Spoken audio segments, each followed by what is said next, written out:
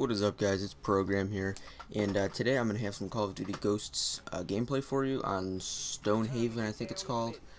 I'm going to be playing with the Remington R5, and I do reasonably well. I don't do too very well, but the thing I actually wanted to talk about in this video is why people think Call of Duty has gotten progressively worse. And honestly, I'll be the first to say, and I'm a huge fan of Call of Duty. It's absolutely my favorite game series of all time. But honestly, they're not getting progressively worse for no reason. The first cause, I think, is that they're all kind of the same, really. That's kind of, you want to keep the feel of the game the same, because that's kind of the point of having a series. You don't want to have each game be 150% different, but everything just kind of feels the same. And I think the reason that it's actually gotten progressively worse is because the developers, should be Treyarch, Infinity Ward, and Sledgehammer, a little bit in MW3, have progressively made the game easier and easier for noobs to just come up and dominate the whole game. And there are several different guns and attachments and perks and just all sorts of things that are specifically aimed at noob users. And the golden age, I think, of Call of Duty would be probably from COD 4 probably up to Modern Warfare 3. And a lot of people would think that's debatable, but I think Modern Warfare 3 is kind of the cutoff. I think it kind of started a little bit in Modern Warfare 3 because they had, it was kind of the first game, I think, that was really just totally built for camping. And what I mean by that is that there was, the Bouncing Betties were terrible, the Claymores were awful, Final Stand or Last Stand, that was in Modern Warfare 2, I believe. But that was a thing in the game. Death streaks were a thing in the game, and death streaks were definitely aimed at noob users. It was kind of a way to get revenge on somebody who killed you. And it was really made for noobs, because people who play the game a lot usually are not supposed to die a lot. They're supposed to be getting the kill streaks and score streaks and stuff like that. And I think one of the other things that was also aimed at noobs was the support score streak. And that's debatable, because a lot of people would say, well, it's been around for a while, that sort of thing. But I would say that it was kind of more aimed at noobs than consistent users, than perennial users, I would say, because they come back each year to play the next COD.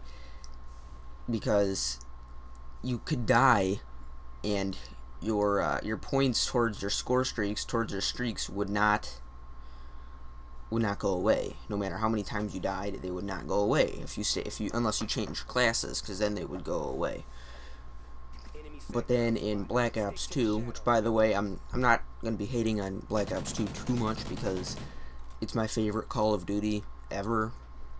So I will be the first to admit, though, that is kind of, Black Ops 2 is really where the game became too easy for noobs, I think, and it started getting to the point where the noob players, using all the noob things, the noob attachments, perks, guns, etc., were able to actually begin dominating the players who come back year after year and play Call of Duty. The very experienced players, the players who know that running against a wall would make you go faster, for instance, or YYing when you pick up a gun so you don't have to cock the gun before you're able to start shooting.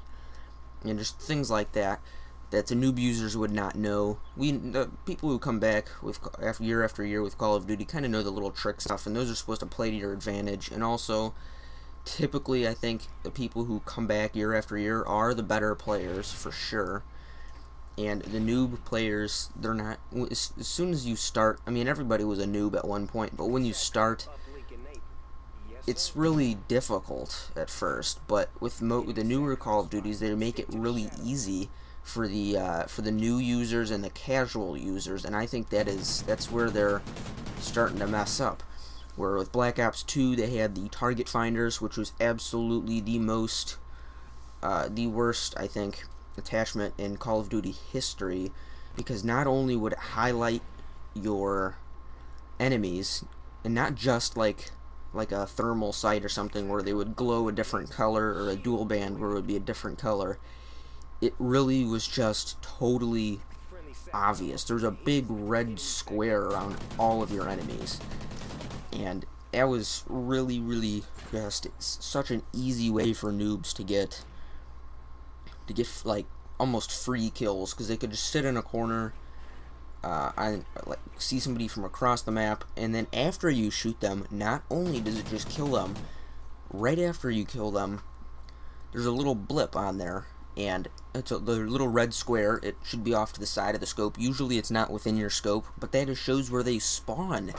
So not only are you giving the noob players a really easy way to pick out their enemies, and to just kind of be lazy and sit there and not have to move around and figure out what an enemy looks like and how to differentiate from them quickly, you are also making it easier for them to get large streaks, because they see where the enemy spawns. And then after that, there's perks like I think it was like double damage and one COD. I don't remember which one it was. And then Danger Close, where you can bring an extra lethal with you, so people could have 2 bouncing betties or 2 claymores or just 2 grenades or anything like that.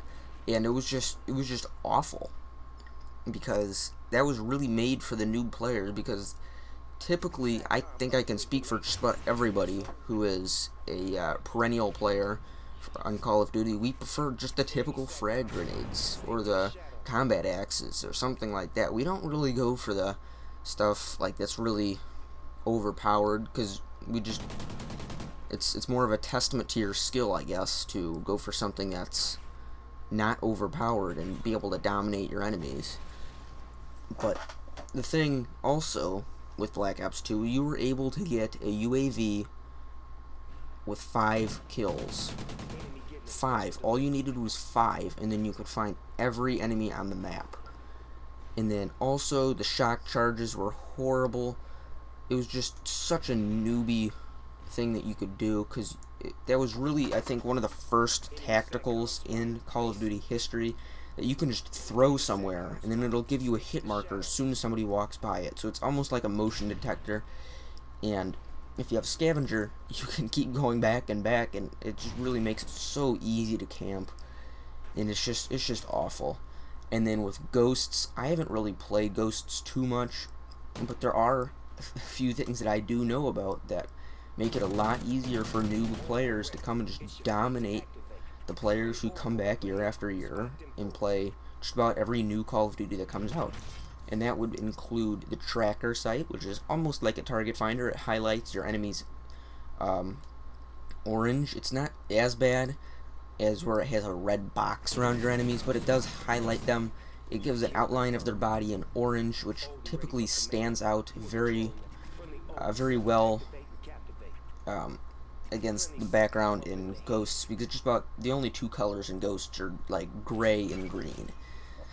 So that's really an unfair advantage, I think, for noob players. And then the worst thing, I think, of any Call of Duty that this Call of Duty has is that you die so fast. With Black Ops 2, I will give Black Ops 2 credit. There was a very easy way where if you were getting shot at, you can literally turn around and kill your other opponent anytime. Every single time you got shot at, you had a chance to turn around and win that gunfight. And that really was helpful for the players who are good, for the good players, because we would turn around, we'd be able to find some covers, and then we would head glitch and shoot your enemy, and they would have no way to come back at you. Whereas with Ghosts, it's not like that anymore. It's the first person to see the other person wins every single time. There is no way for the more advanced user to have an advantage over a total noob user, because all you need to do is get probably, I think, about 2 or 3 shots on your enemy and they're done. So that about wraps up my my video about why Call of Duty is getting worse and worse, because it's not because it's getting progressively different, it's because it's becoming easier for noobs. So thank you, and please subscribe. See you.